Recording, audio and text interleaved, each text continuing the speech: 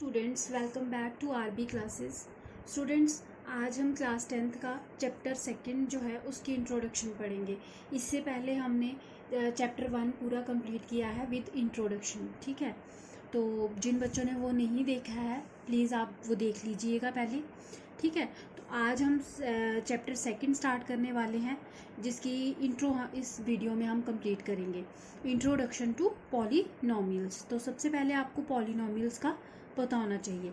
इसमें पॉलिनोमियल्स तक पहुंचने से पहले आपको टर्म्स का पता होना चाहिए। टर्म्स कैसे हम जानेंगे? ये एक अलजेब्रिक एक्सप्रेशन होता है।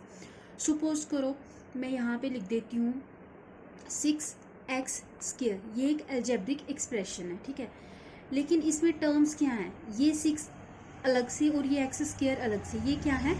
टर्म है। ठीक है, इसमें देखो जो आपका डिजिट पार्ट होता है और जो वेरिएबल पार्ट होता है, जो भी आपका ए से लेके जेड तक जो भी आपको दिखेगा ना उसको हम वेरिएबल बोलते हैं। ठीक है, और ये डिजिट के साथ जो भी हमें एक्स वाई जेड जो दिखता है ना, ए से लेके जेड तक जो भी हमें वेरिएबल जो भी हमें ये दिखता है उसको हम वेरिएबल बोलते हैं। ठीक है, ये आपका कौन सा पार्ट होता है? वेरिएबल पार्ट होता है। ठीक है, और ये आपका डिजिट होता है। ठीक, अब ये जो नंबर पार्ट है ना, ये जो डिजिट है या नंबर पार्ट है, इसको हम क्या बोलते हैं? कोफिशिएंट। इसको हम बोलते हैं कोफिशिएंट, और ये आपका वेरिएबल। अब पॉलिनोमियल्स क्या होती हैं? पॉलिनोमियल्स हो गई चेन ऑफ, ये आपकी वेरिएबल और कोफिशिएंट को मिला के ये क्या बन रही है? टर्म बन रही है, और इन्हीं टर्म्स की चेन को हम बोलेंगे polynomial. Chain of terms are known as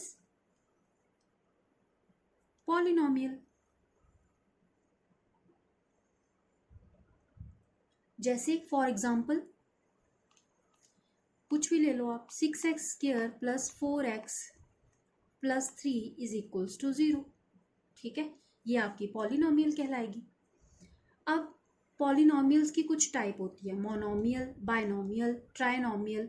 ठीक है, पॉलिनोमियल देखो, मोनोमियल में क्या हो जाएगा?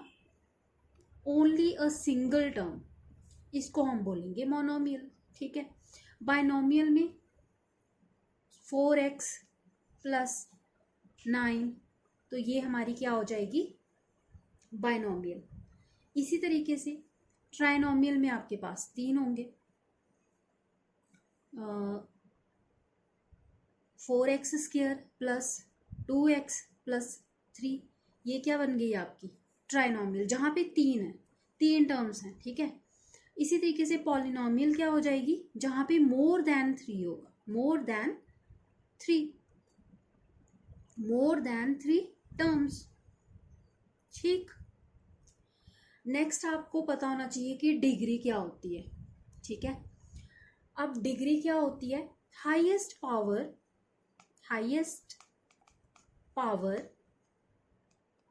Of variable, highest power of variable of polynomial. ठीक है,